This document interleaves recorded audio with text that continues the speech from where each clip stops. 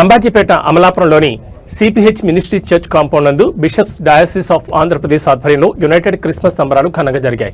ఈ కార్యక్రమానికి ముఖ్య అతిథి విశేష్ diocese Andhra Pradesh chairman doctor Yalamanchili Praveen పాల్గొన్నారు. ఈ సందర్భంగా ఆయన ప్రసంగిస్తూ పరలోక సంబంధమైన విషయాలందరికీ బోధపడవని, కొందరికి మాత్రమే బోధపడినా దానిలోని నిగూఢ అర్థాలు తెలియని ఎవరైతే దేవునికి దగ్గరగా జీవిస్తారో అటువంటి వారికి మాత్రమే ఇవి అర్థమవుతాయని అన్నారు. దైవ గ్రంథం నందు బేత్లెహేము నందు యేసుప్రభు పుట్టినప్పుడు జ్ఞానులు ఆయనను చూచడానికి వచ్చినప్పుడు వారికి దారి చూపించిన నక్షత్రం ఇంకెవరికి కనపడకపోవడం ఒక అద్భుతమని, ప్రతి ఒక్కరూ దేవునికి దగ్గరగా జీవించినట్లయితే ప్రతి ఒక్కరిని దేవుడు తన కార్యాల్లో వాడుకుంటాడని అన్నారు. ఈ సంబరాలకి బిషప్ జె జార్జ్ పాపప్ అధ్యక్షత వహించారు. ప్రధాన కార్యదర్శి రెవరెండ్ ఎంఏ అనిల్ పాల్ మాట్లాడుతూ బలిపీఠం మీద నిత్యం అగ్ని మండుచుండవలనని, అదేవిధంగా ప్రతి ఒక్కరి ఆత్మలోనూ పరిశుద్ధాత్మ మండుతుందని అన్నారు.